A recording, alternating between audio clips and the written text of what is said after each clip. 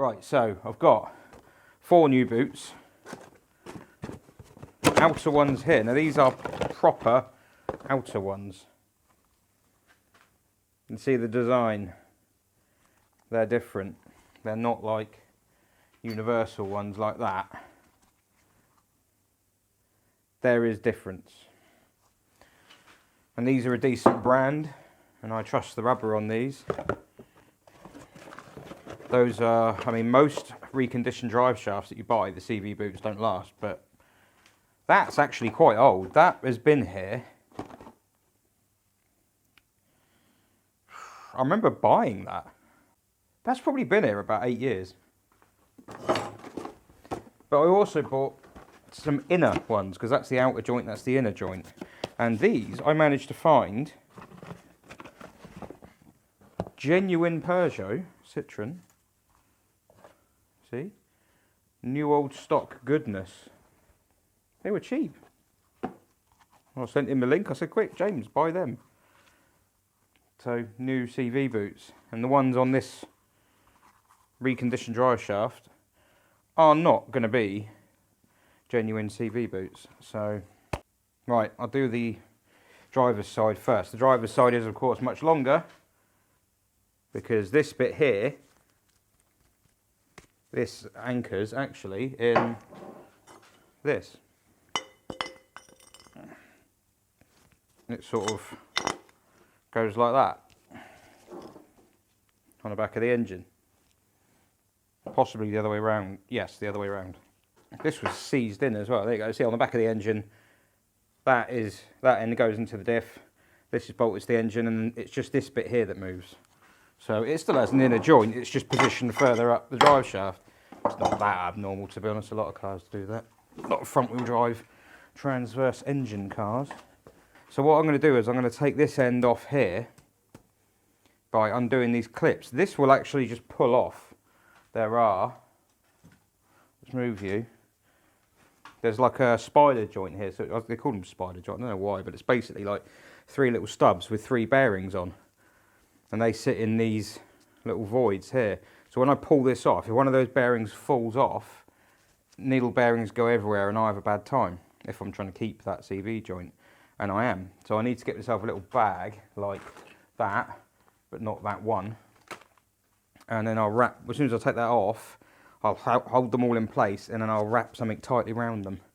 Right, so this should gracefully just slide off, he says. There we go. Ugh. So there's your 3 little bearings, and in here there is somewhere a circlip.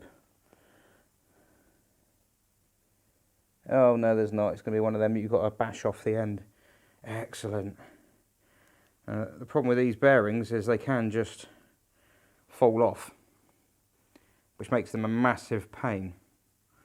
Really what I need is, that one's trying to already, see?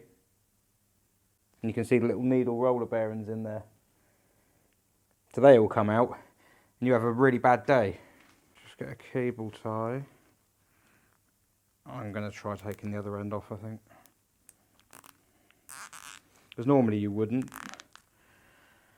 But that's just going to be a nightmare. I was actually hoping in the back of my mind that the bearings might not fall off, because I've seen a couple of them where they're held on, they're retained by something. I don't think it's a circlip, but like a spring clip or something. But no, those ones are the type that just go. I might just see if I can beat that off the end. No Kenneth Williams memes here. Yes, the outer one is different. The outer one is a conventional sort of.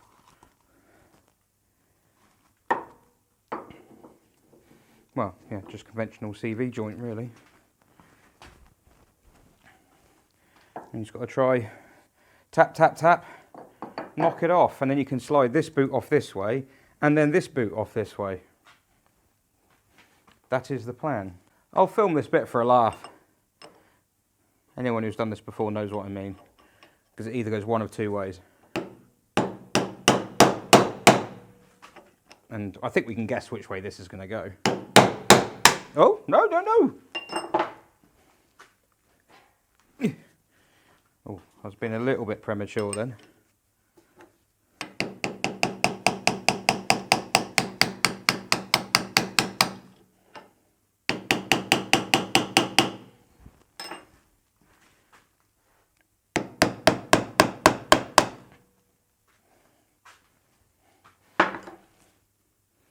Will it? Yeah, okay. Take that off. Oh, that is disgusting. I never worked in a waste treatment plant, but I imagine that's what it looks like. Alright, that is minging. This is the problem with these jobs. This grease is a little bit runny as well, it's a little bit... Yeah, on the end of these shafts you've got the splines which go into the back of the CV joint. You've got a little groove around it and like a little spring clip sits in it. Of course you can't use a circlip because you can't get to it because the CV joint's in the way, because the CV joint is a dead end. Again, not a Citroen specific thing, that is very common. Do you think it's going a bit far to change those? Take apart a perfectly good reconditioned drive shaft when, I mean, the paint didn't last very long on it, but the paint underneath the CV boots did. Well, yeah, I think it was worth it. I mean, I would say that, wouldn't I? So the new boot, go on like... Because it's freezing cold, everything's tight.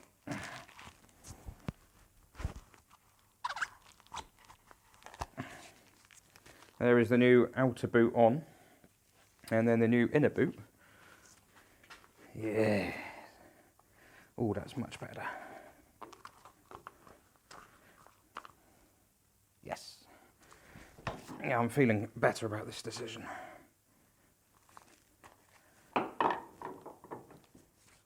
One refurbished and then exchange CV booted drive shaft later. Those keen of eye will notice that there are cable ties here where there should be proper metal ties. The reason this is that the one it gave me for the outer here broke, it let go, so that one's knackered. And then for the inner, they only gave me one, which fits that. There's nothing to go around the outside at all. So we're doing really well. Yeah, so that's that done. That is tight.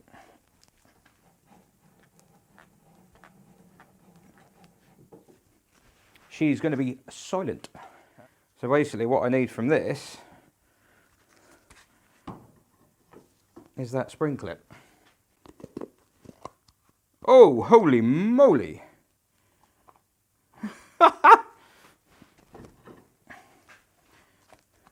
Here we can just about see why. Well, you can't see why because of the bloody camera, but yeah, that's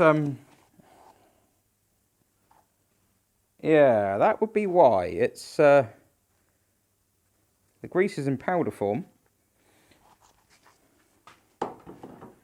All I want is the clip.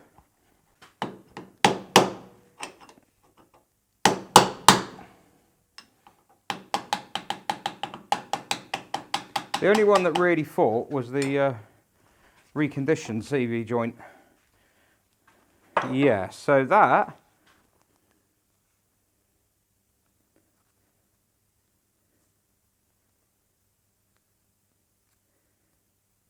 is well, that's powder. That is gritty and burnt smelling, and there's no grease in there.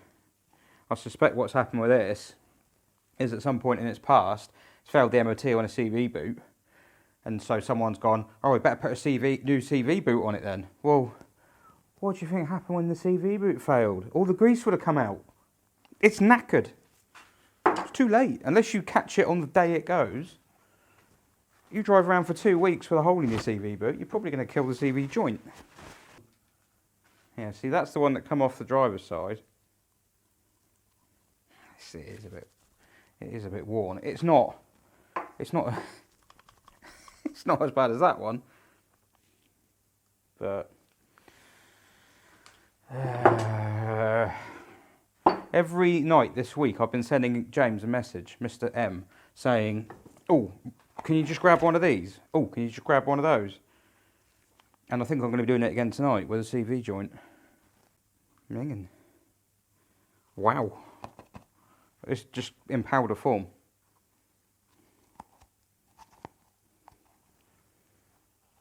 Modern rubber. Oh, there you go, look.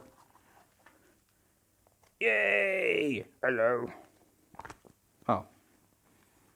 It's just, this job has just been like that. It's one of those where if someone says to you, how long do you think it will take you to do this, this and this? And you'll go, I don't know, 5 hours, and then you add in an hour for like unforeseen circumstances.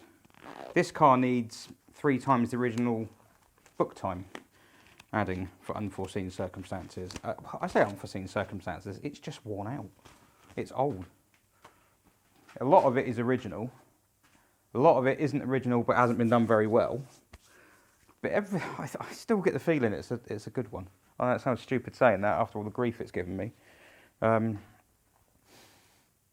But when I was driving it, I was thinking, yeah, this is all right. It's not quite there. There were some bits it needed, but you think it would respond. So, oh, steering rack boots. I didn't finish the story, did I? So the steering rack gaiters, there are 2 types, it seems. There are elastomer, which is like the rubber, the one I've fitted at the moment, wherever it's gone, down there. But the originals, I remember I said they were plastic in the original video. Well, they are. It's called thermoplast or thermoplast, depending on which part of the country you're from.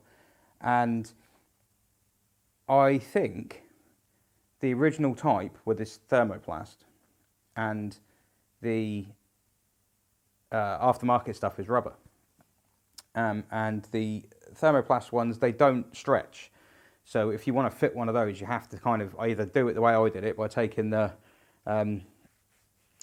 rack end bolt joint off and going on that way, because I've done an XM like that, or you take the rack apart, which apparently is quite simple to do, but I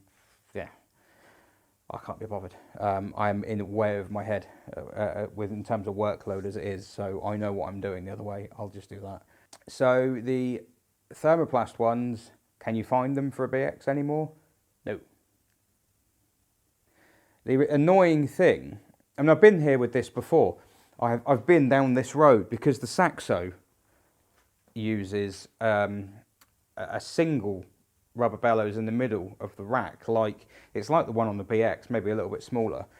And again, that's thermoplast, and it's got this kind of like bush thing on the end of it that allows it to slide on the shaft as well, so it doesn't actually have to fully expand. It's kind of clever, really. But all the aftermarket ones are rubber, and you get the same problem when you put it on full lock and it compresses, it binds up, it rips itself to bits. And all these BX ones, all the aftermarket ones are the same, whether it's a good make like Febi or Lemforda or Optimal or whatever. All the decent brands, including the OEM stuff, are rubber.